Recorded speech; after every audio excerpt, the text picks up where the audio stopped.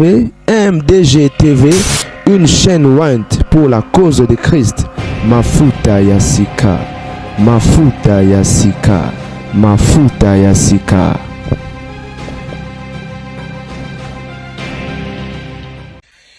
Mbote bande oba bolingo dossier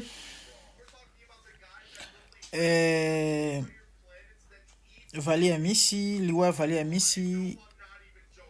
affaire Beni Moukena. Actuellement Beni Moukena ndenge tozo kabarimer bino boyebi azaka na kini nano abimite o kutu azana katanga epa papa na ye akine ko bata manando tata na ye nzo ande papa na ye azala ex gouverneur ya mboko ya bisika fifi masuka zali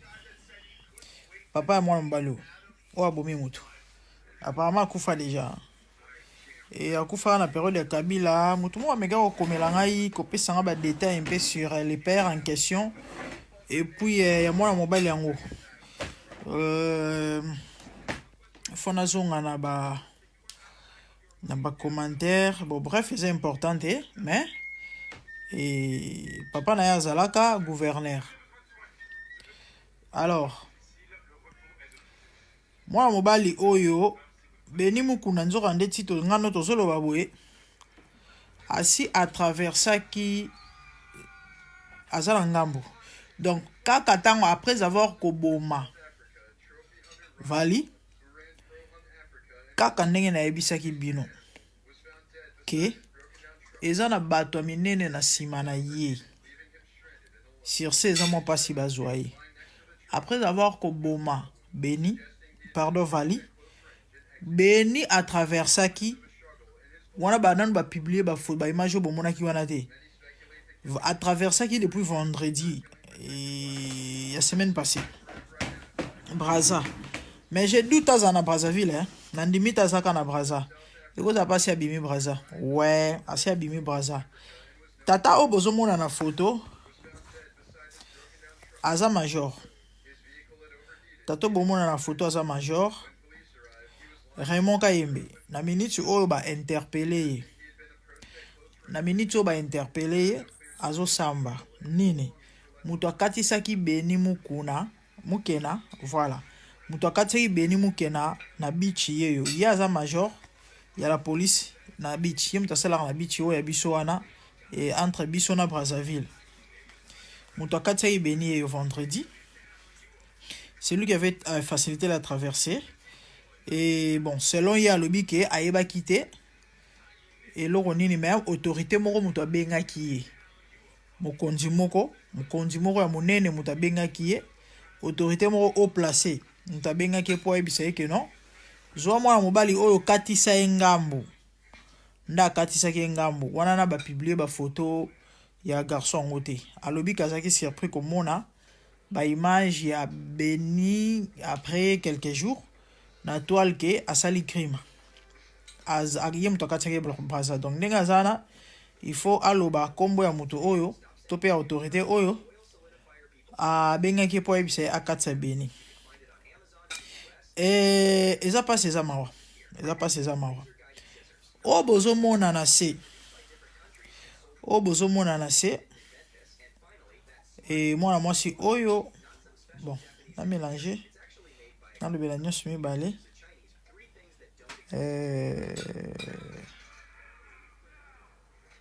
je crois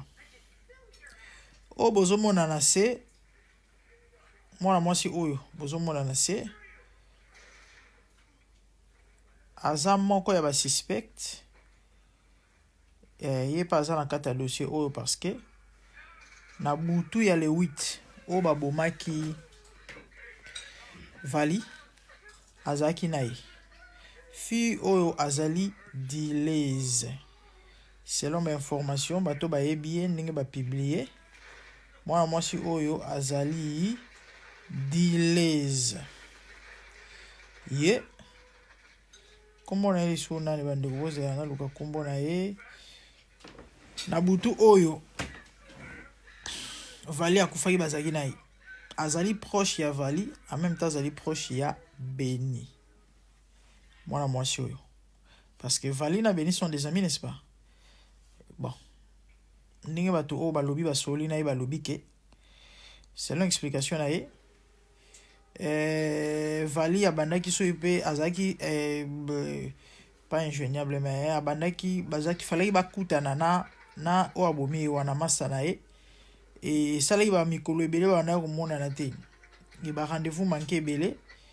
Et banda ko senga vraiment bakutana do abanda ko lukaye hein, si je peux dire. Et abanda ko lukaye Beni abanda ko luka Vali depuis. Mais abanda ko zoye te, abanda ko kutana te parce qu'il y a trop busy na ba occupation tout ça. Na ndenge sala ke na soirée wana bakutana. Tant bakutani moi sur fois ba mamuni ne lekaki parce que même butu oyo Vali akufaki ye à traverser qui peut Braza. Mais la minute oyo toujours solo la boye dans la France. Allez se comprendre. Dans la France, si on mon na lobby nandimite moi mobali oyo abomi Vali azaka na Brazzaville siko je ne crois pas. Je doute qu'azaka na Brazzaville nandimite. Parce que là balobi ke Interpol entre Brazzaville et Kinshasa bazaka na collaboration à makasi et déjà ba alerté ba autorité en Gambukuna et sur meurtre oyo Beni asali. Donc du coup il faut bazo misa Ngambugwe nandimite azakuna. Je ne crois pas à Brazzaville sauté. Et vous avez dans ce côté poteau, hein. Parce que moi, si on déjà traversé, il y a Azala qui peut impliquer dans coup. Azalaki. Parce que comment yo oyebi likambute, du coup, oyoki mutoku fie ko kime. Do yepe azali na coup. Neti na bouton na bazalaki na ye. Certainement, yé tant soupe muto joueur qui pont. Entre et rencontre nani Beni na Vali par rapport à rencontre wana parce que et ndenge bato balobi ke Beni depuis ba semaine ebele to pe ba jour ebele falaki akutana na Vali mais Vali azaki trop occupé du coup et bandaki kozala difficile ba monana. Et voilà, donc c'est ça. Ba interpeller major azo samba alobi ayebaki te autorité mo abengaki on ayebisaki bino bakonzi baza na sima makambo oyo hein bobiso bakundi mwa mbali wana dossier yango esili nango elali esili tout ce qui se passe là interpeller major signaler Brazzaville il faut bakanga ye bazongisa ye eza nango ka ba mascarade yango ka baje bazosala. Mais bamiyebi bayebi bato basali eloko bato batindi mwana mbali wana boma mwana mbali bayebani e baza bakonzi na Kongo wana bango ndi bato bavandisi na yebite to benga ngonini elo ngana olobaka na bato makasi elo na olobaka na bato makasi eza ke tant eliki mututu na makasi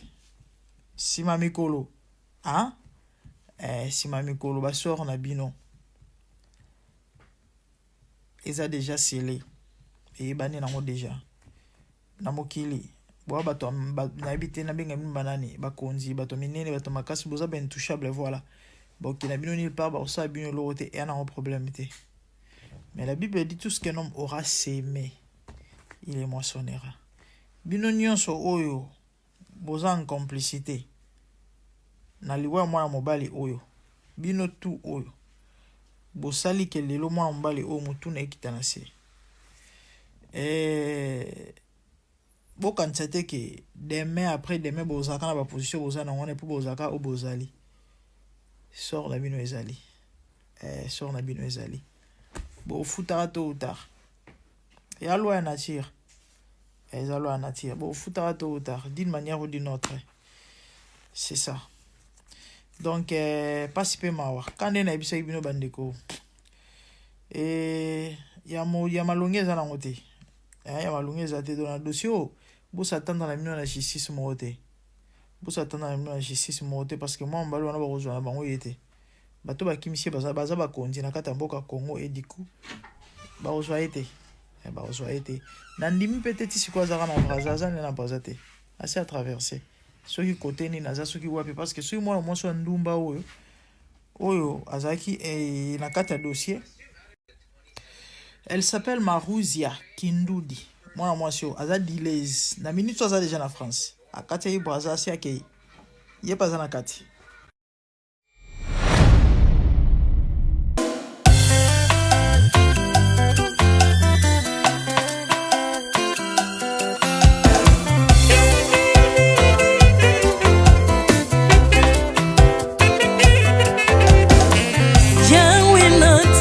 mokili oyo namoni te natangi na histoire ya monde namoni te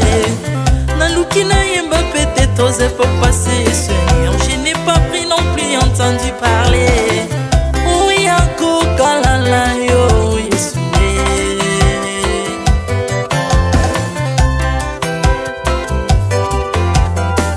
même na domaine ya sorcellerie nationale atana oyo ya international papa na yo kisangwa banzamba mokili yo mopota kufa se kwa lokola yo Yesu nanya voyage lokola yo nanya wakoka nino ya wanzambe uni masomo ya ekusu konanga okufose kwa poyo zali nzambe Yesu nzambe moneno kitana se olata nzoto poyo bikisanga okitana se pozwe sikananga ofuta nyongo na nzambe nanga Yesu ozali nzambe onkote ya okani na yo ozali nzambe obongwani te Yesu Yesu ozali nzambe onkote ya okani na yo ozali nzambe obongwani te Yesu Yesu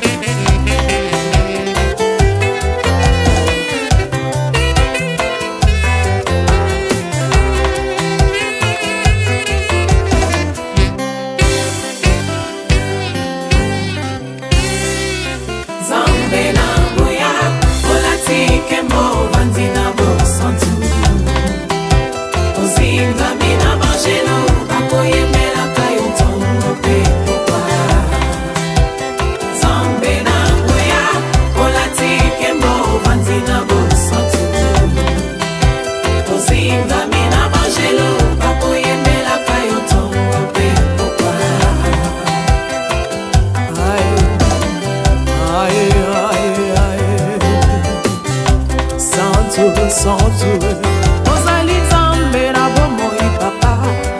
ozali nzambe na bomoi yawe ozali konzi oyo esimba bomoi nanga ozali nzambe oyo abikisa maladi nakokende wapi nzambe soki na yo te likolo evanzelo na yo yawe mabele nyotelo na yo ozali nzambe ozali nzambe kote lokola yo Zambe na ngoya olatike mo vanzina bosotu ozinga bina bangelo bakoyemela kayo tomo pe popa Merte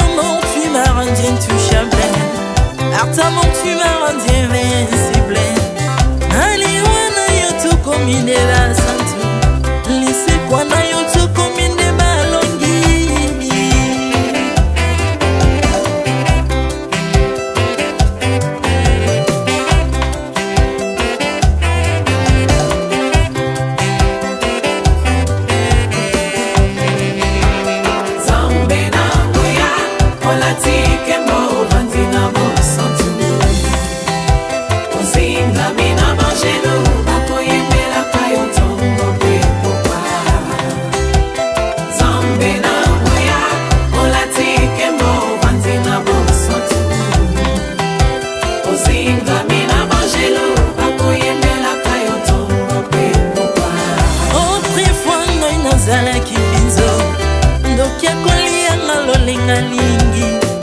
mais par son son se métamorphosé osimingo sambwe maladie na biso olengo bebi naza toxique grâce à lui.